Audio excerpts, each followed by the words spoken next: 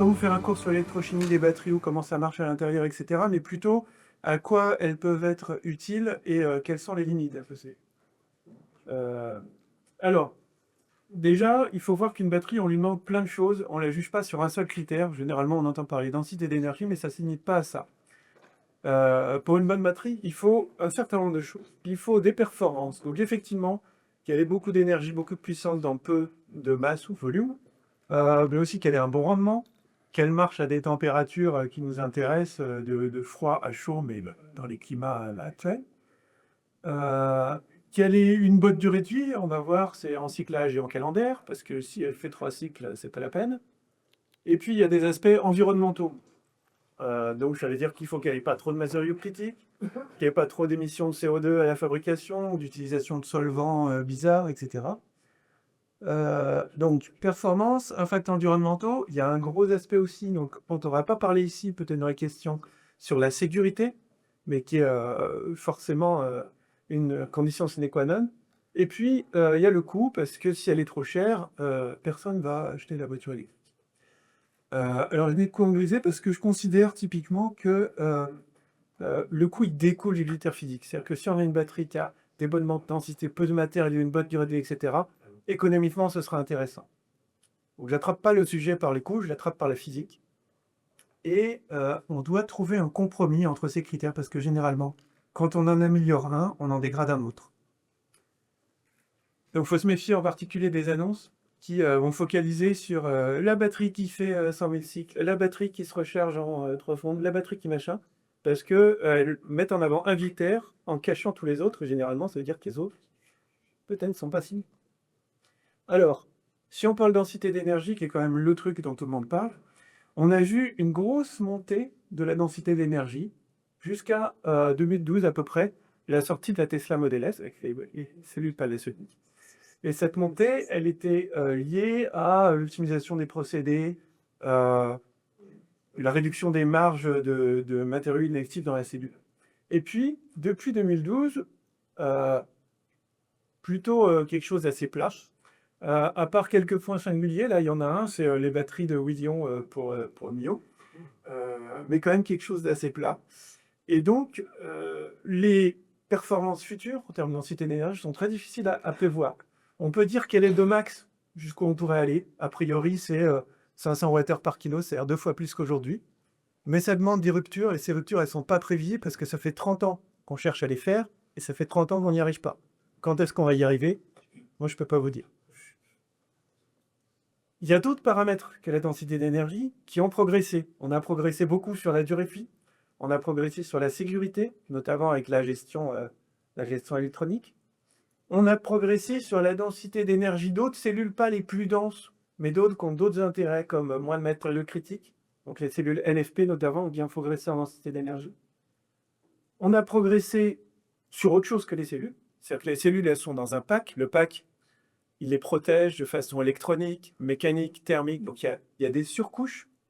Et en fait, ces surcouches, on a réussi à les rendre euh, moins grosses, moins massives, et donc à avoir une densité du pack qui se rapproche de la densité des cellules qui sont à l'intérieur. Ça, c'était des progrès aussi. Et puis, avec la montée en cadence et en taille des usines, on a beaucoup progressé sur le coût. On a beaucoup progressé dans le passé, ça ne veut pas dire, ça ne dit rien sur ce qui va se passer à l'avenir. Pour en discuter, je ne rentre pas dans le détail, mais c'est encore très ouvert sur les évolutions futures. Alors, petit focus quand même sur le vieillissement. Je vous ai dit, il y a 2 sortes de vieillissement, cyclage et calendaire. Cyclage, c'est-à-dire je charge-décharge ma batterie. À chaque cycle, je perds un petit peu de capacité, de puissance. Et puis calendaire, c'est je pose ma batterie sur une étagère, je la regarde, elle vieillit. Euh, les deux s'ajoutent, et en fait, dans un usage typique de véhicule électrique, où la voiture reste quand même beaucoup de temps au parking et que le temps à rouler, il se trouve que le vieillissement majoritaire, il est calendaire. C'est-à-dire, rien qui n'a pas bougé, elle perd, il y a déjà les 2 tiers du vieillissement. Ça se voit ici, c'est des données de monitoring. On voit que enfin, les voitures qui roulent très peu et les voitures qui roulent beaucoup, ben, le vieillissement, il est pas très différent. Donc ça veut dire que si vous avez une voiture électrique, profitez-en, roulez avec. partagez-la avec les copains pour qu'ils roulent avec, etc. Ça rentabilise l'investissement dans la batterie et ça la fait pas tellement plus vieillir. Je dirais pas la même chose pour les camions, parce que les camions, ils roulent toute la journée, et eux, ils haïssent beaucoup plus les cyclages. Donc vieillissement, maintenant, on va focaliser sur un autre aspect qui est les matériaux. Donc vous n'êtes pas sans savoir qu'il y a beaucoup de matériaux, de métaux utilisés dans les batteries, dont des métaux critiques. Les principaux étant le lithium, donc j'ai mis en bleu, cobalt, j'ai mis en rouge, et nickel, j'ai mis en vert. Et donc là, ce que je représente, c'est, avec les quantités qu'on connaît actuellement de disponibles, combien on peut faire de batterie.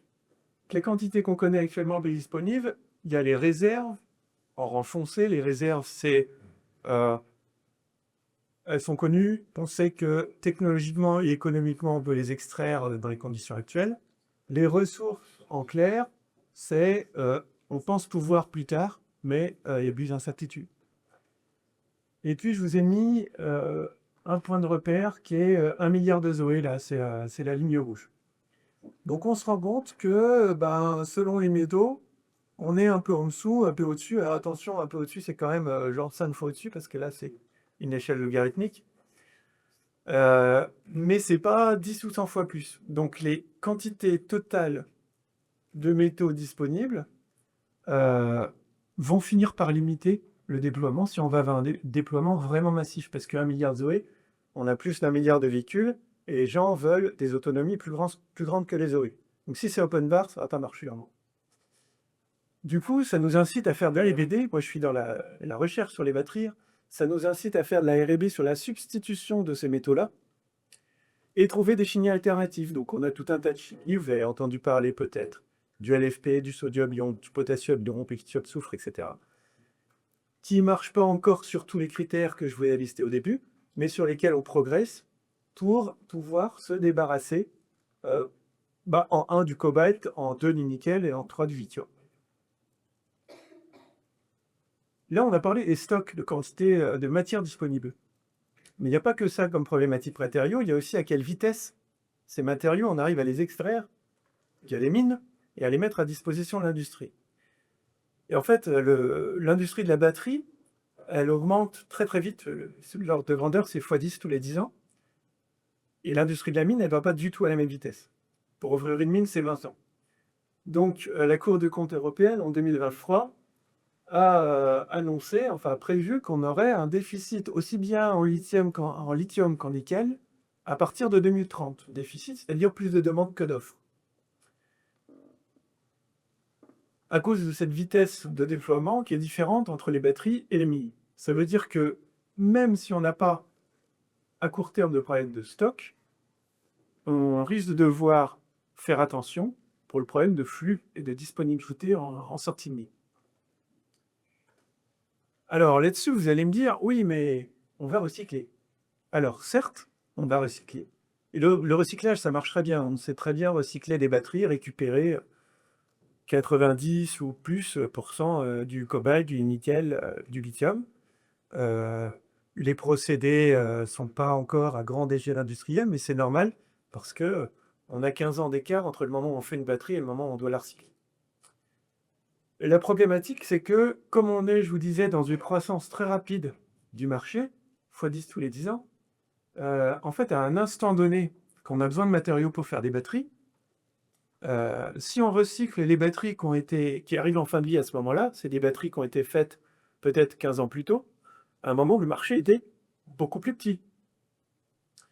Et donc, si on regarde la quantité de matière, imaginons même un recyclage absolument parfait, qu'on connecte toutes les voitures qui arrivent en fin de vie, qu'on recycle à 100% leur batterie, et ben les matériaux qu'on pourra récupérer, à cause de cette augmentation rapide du marché, c'est 3,5% de ce dont on aura besoin au même moment. Ça veut dire que, en fait, ça ne marche qu'à long terme. À court terme, ça ne marche pas, ça marchera quand on aura atteint un stock important de voitures électriques dans le parc, et que ces voitures-là arriveront en fin de vie. À ce moment-là, on aura tout ce qu'il faut pour recycler. Donc le recyclage, c'est une solution, oui, mais long terme. On va parler matériaux. Maintenant, je vais focaliser sur un autre sujet dont vous avez beaucoup entendu parler hier, pour ceux qui y étaient, c'est le CO2. Je vous fais pas l'affront de vous faire un cours sur le réchauffement climatique. Juste, je rappelle deux choses, il faut aller vite et il faut aller fort. Donc, il faut aller vite. Ça, c'est la vitesse de décroissance dont on a besoin. Bah, si on avait commencé en 90, 91, 92, etc. Et puis, en fait, maintenant, si on veut atteindre, enfin, ne pas dépasser notre budget pour 1,5 degré, il faut s'arrêter complètement d'ici 3 ans. Rest in peace. Donc, enfin, le nouvel objectif, c'est plutôt 2 degrés, voire plus. Enfin, c'est minimisé, quoi. Mais c'est pour dire qu'on a très peu de temps pour faire ça. Et au niveau des transports, là, je focalise la présentation transport, on pourra parler aussi stationnaire dans les questions si vous voulez.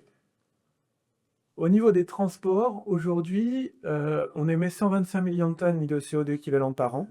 Il faut passer, selon la SMBC, pour atteindre la neutralité carbone en 2050, à 4. Passer de 125 à 4, divisé par 30. J'essaie de retenir ça pour la suite. Notre objectif, c'est de diviser par 30 les émissions du transport. Le transport, c'est beaucoup de transport de sang. Alors, maintenant, si je fais des batteries, je vais aussi émettre du CO2. Je ne vais pas vous rentrer dans le détail. On a des analyses qui détaillent quel morceau de la batterie, c'est surtout les cellules, etc. Puis c'est beaucoup les matériaux. L'ordre de grandeur, c'est chaque fois que je fais 1 kWh de batterie, j'émets à peu près 100 kg de CO2. Et comme je sais à quoi c'est dû à l'intérieur, je peux définir des pistes de recherche. C'est ça qui m'intéresse. Donc on sait qu'il va falloir qu'on fasse de la recherche sur les nouveaux matériaux actifs, donc pour le CO2 en plus des matériaux de chute. Faire de la recherche sur la façon dont on fait la synthèse de ces matériaux, qui est énergivore aussi, et les procédés de fabrication des cellules, notamment éviter les solvants, les salaniers, etc. Donc on a des pistes de recherche, et on a aussi des pistes pour l'industrie. On sait que l'industrie, il va falloir qu'elle essaye d'utiliser de l'électricité bas carbone, donc notamment rapatrier l'industrie en France, c'est une bonne idée. De s'approvisionner en métaux auprès de filières vertueuses, etc. L'améliorer. Avec toutes ces pistes, on peut espérer de l'ordre d'un gain d'un facteur 3 sur les 100 kg que je mets là-haut. C'est-à-dire que la fabrication de batteries, on peut espérer gagner à peu près d'un facteur 3. Alors ensuite, la fabrication de batteries, c'est qu'un petit bout du cycle de vie. La batterie, elle va être dans une voiture, et la voiture, elle va rouler. Donc là, je prends l'exemple d'une voiture plutôt légère, avec une batterie de 50 kWh, une Zoé, quoi. J'ai des émissions pour fabriquer le véhicule, j'ai des émissions pour fabriquer la batterie, après j'ai des émissions pour rouler. Ces émissions, je vous les représente en fonction du contenu CO2 de l'électricité qui est utilisée pour rouler. C'est-à-dire, est-ce que je suis en France avec une électricité bas carbone, en Europe un peu moins bien, en Allemagne encore moins bien, dans le monde encore moins bien. En Pologne, donc on voit évidemment que plus j'utilise de l'électricité bas carbone pour rouler, il le sait. Si je suis en France, je suis à peu près 3 fois meilleur qu'un véhicule thermique. Donc tout le véhicule électrique bas chimie que vous entendez, c'est pas vrai. C'est-à-dire, ça c'est le temps que j'ai déjà passé. C'est pas vrai, c'est-à-dire que le véhicule électrique, je tiens compte de tout, la mine, le recyclage, tout ce que vous voulez, c'est 3 fois meilleur que le véhicule thermique en France. Et ça, ce sera d'autant plus vrai, donc on utilise l'électricité bas carbone, et aussi que mon véhicule est léger, ma batterie est petite, et mon véhicule est très utilisé.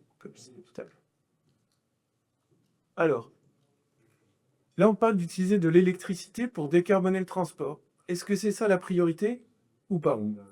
Donc je regarde, qu'est-ce que je peux faire avec 1 kWh électrique? Les différentes options que je peux avoir pour décarboner. Donc je peux décarboner le transport routier en faisant des véhicules électriques. Je peux décarboner le chauffage et l'eau chaude avec les pompes à la chaleur. Je peux décarboner les aciéries. Je peux décarboner l'hydrogène avec de l'électrolyse. Je peux décarboner le transport aérien et maritime avec des carburants de synthèse. En ordonnée ici, c'est combien je gagne de CO2 par électricité que j'affecte dans ce secteur-là. Donc en gros, il faut commencer par là, il faut finir par là. Et en abscisse, c'est combien je consomme d'électricité au total. Il faut savoir que si je fais tout là, en gros, je double la consommation d'électricité du pays. Donc j'ai pas de quoi tout faire. Donc il va falloir prioriser. L'idée de cette transparence, c'est de dire on priorise quoi? Bah, en gros, véhicule électrique et pompe à chaleur. Puis acier, puis etc. Donc c'est effectivement une priorité. Ensuite, je passe, j'ai pas le temps.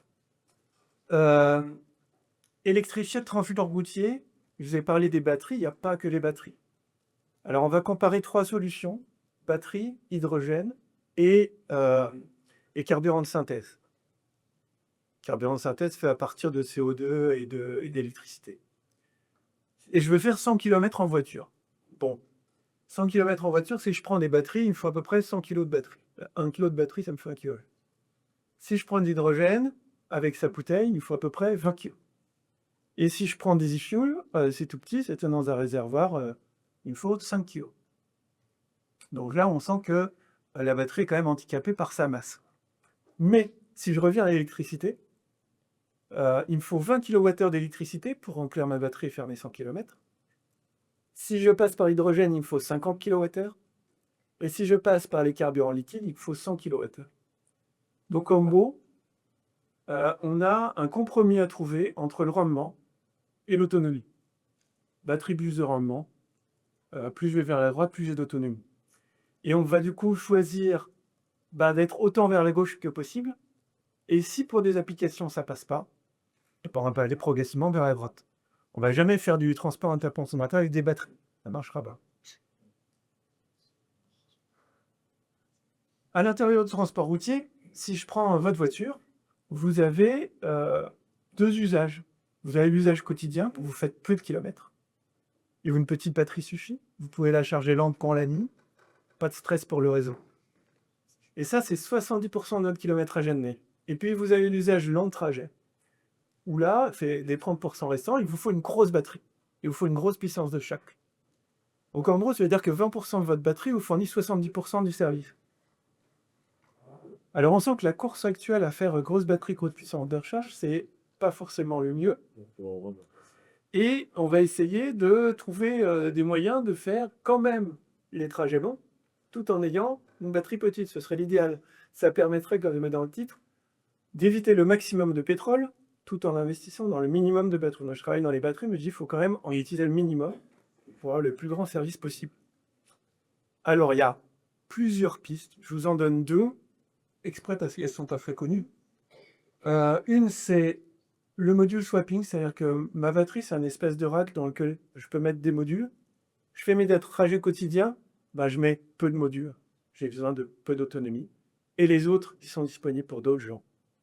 Et le jour où je fais un trajet long, je complète, je mets plus de modules. Et si je veux faire une charge rapide en cours de route, je remplace mes modules vides par des modules plats. Donc là, on est dans une économie de la fonctionnalité où, en gros, le module, il ne m'appartient pas. Je le loue, j'en loue plus ou moins suivant ce dont j'ai besoin. Et en plus, la durée de vie, du coup, du module de batterie est complètement décorrélée de la durée de vie de la voiture. Deuxième option, c'est la route électrique. Donc vous imaginez une solution pour amener directement l'électricité au véhicule sans qu'elle soit stockée. Pourquoi? Parce que l'électricité, ça se transporte très bien et ça se stocke très mal. Du coup, avec un système comme ça, caténaire, IOSA ou induction, alors caténaire, ça ne marche pas pour les voitures, les deux autres marchent aussi pour les voitures.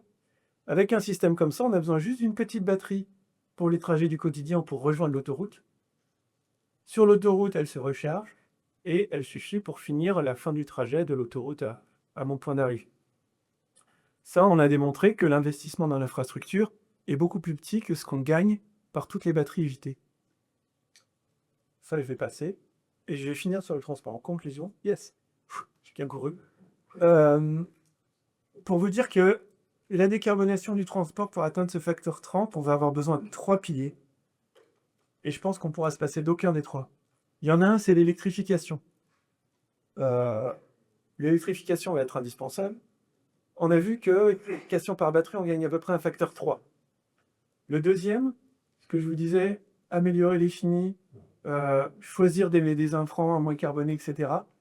Donc en gros, ça reposait sur la décarbonation du reste de l'économie, tout ce qui est en amont, l'acier, métaux, l'électricité, machin, etc.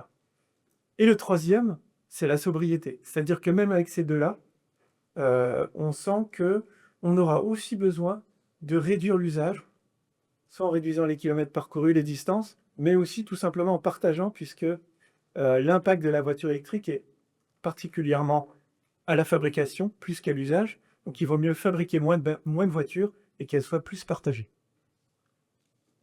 Voilà, demain.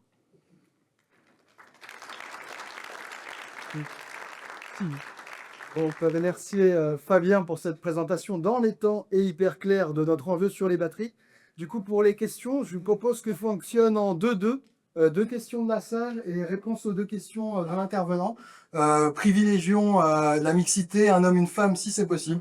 Du coup, à vous, n'hésitez surtout pas. C'est pas souvent qu'on a un tel expert en face de soi.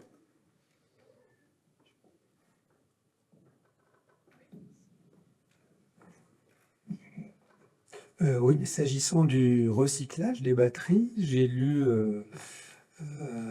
des articles assez inquiétants sur les procédés pour le recyclage, dont certains seraient très polluants, et aussi sur les risques d'incendie dans des stockages de batteries en attente de recyclage. Est-ce que vous avez des infos là-dessus? Puis juste un commentaire.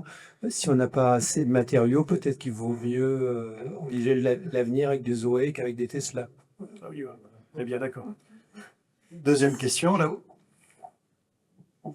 Bonjour, merci. J'avais une question par rapport aux autoroutes qui permettent de recharger les voitures. Quel est l'investissement par rapport aux voitures actuelles?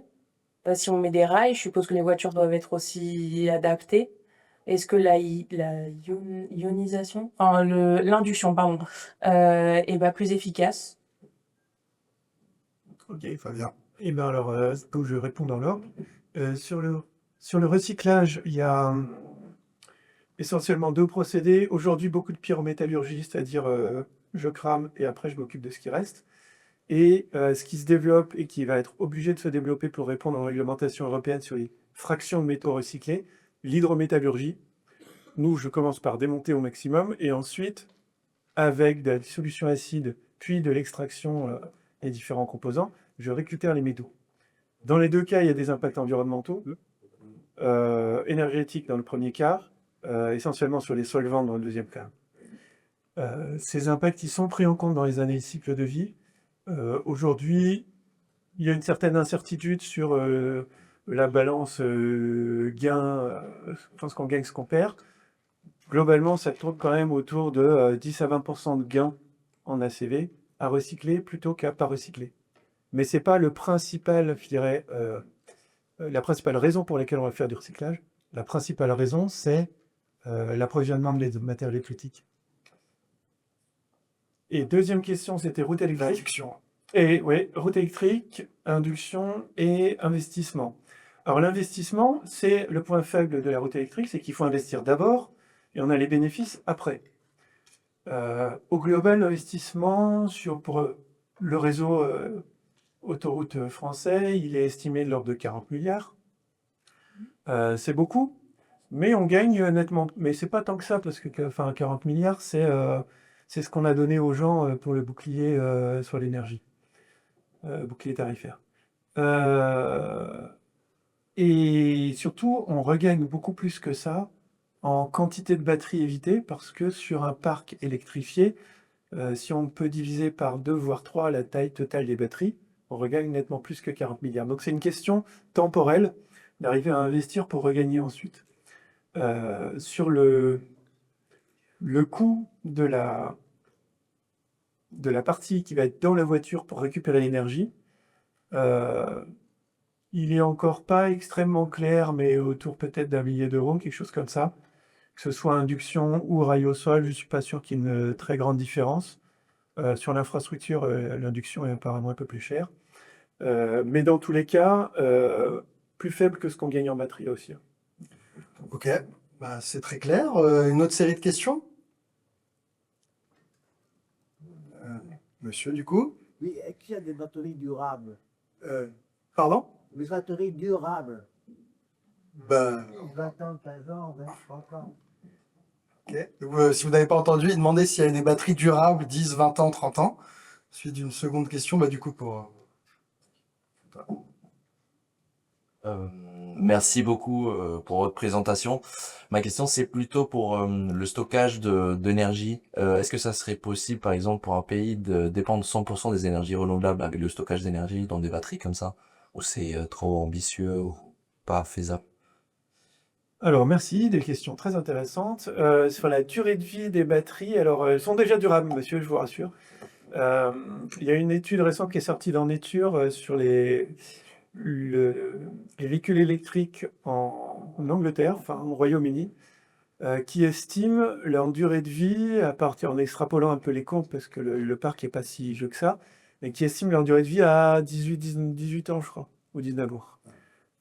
Donc on est à peu près sûr d'être au moins à 15 ans, quoi. Par rapport aux voitures à essence ou diesel, c'est plus que correct. Oui, oui, c'est aujourd'hui les voitures qui arrivent en fin de vie dans la filière d'usage, voitures essence diesel, c'est 19 ans en moyenne en France. Donc on est du même ordre de vendeur.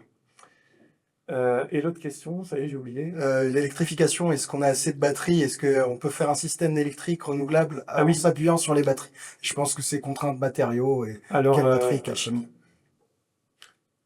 les batteries pour le stockage stationnaire, elles peuvent répondre qu'à une petite partie du problème. Elles peuvent répondre à la partie sur les temps courts. On va dire, si on décompose le besoin de flexibilité entre temps court, moyen, long, etc., les batteries, elles sont pertinentes jusqu'à l'échelle de la journée. Au-delà, elles ne sont pas pertinentes parce que ça fait trop d'investissements en euros, en CO2, en matière, tout ce que vous voulez, pour les services rendus, qui décroît parce que si je fais à l'échelle annuelle, bah, ici qu'une fois par an. Or, le principal problème qu'on va avoir de flexibilité, il est justement à l'échelle annuelle, parce qu'on consomme plus en hiver, et le photovoltaïque, par exemple, produit plus en été. Euh, donc ce problème de stockage annuel sera jamais, jamais, jamais résolu par des batteries. Pour la partie du stockage qui est potentiellement adressable par des batteries, qui est l'échelle journalière, en fait, on peut calculer de combien on risque d'en avoir besoin à peu près, et comparer ça à combien il y en aura dans les véhicules. Et en fait, il y en aura largement assez dans les véhicules, c'est-à-dire qu'en utilisant les véhicules qui sont branchés en recharge, pour piloter la recharge, voire faire de la recharge bidirectionnelle, qu'on appelle véhicule to grid, véhicule to home, en fait, on aura largement assez de batteries branchées sur le réseau pour répondre à ce besoin à l'échelle journalière. Mais ça répondra pas du tout aux échelles supérieures. Ok, donc en grosso modo possible pour une partie du problème. Et il reste l'autre à adresser. Je pense qu'on a le temps pour une question, si elle est rapide. Du coup, si quelqu'un a encore une question sur les batteries, ici devant, pourquoi pas?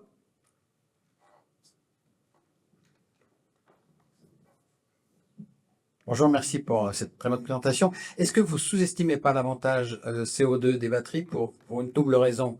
La première, c'est que quand on a une batterie, on peut choisir de se recharger au moment où l'électricité est la moins chère et ce sera vraisemblablement le moment où elle est la moins carbonée, puisque la tendance à être plus chère quand elle vient des fossiles. Et deuxièmement, est-ce que vos calculs ne sont pas faits sur les mix à l'heure d'aujourd'hui, alors que ces mix, dans les 20 ans qui viennent, vont considérablement évoluer quand même décarbonation partout dans le monde, notamment en Europe. Et donc, finalement, sur l'usage, les émissions seront beaucoup plus faibles que ce que vous montrez. Alors, ce que j'ai montré, je pense que c'était le graphique un peu triangulaire, là. L'usage est de toute façon complètement négligeable chez nous. Enfin, il est tout petit. Ailleurs, ce que vous dites est vrai. Et notamment, quand je dis, voilà, le gain sera plus marqué sur l'électricité et bas carbone, effectivement, ça va s'améliorer dans le futur. Sur le fait que on recharge plutôt en heure creuse quand c'est moins carboné, je dirais dans le futur aussi. Aujourd'hui, c'est pas le cas parce qu'en gros, les gens, ils arrivent, ils branchent et ça charge tout de suite. Même si les technos existent. Eh ben, c'est très bien. Merci, Fabien. J'espère que vous avez appris plein de choses sur les batteries.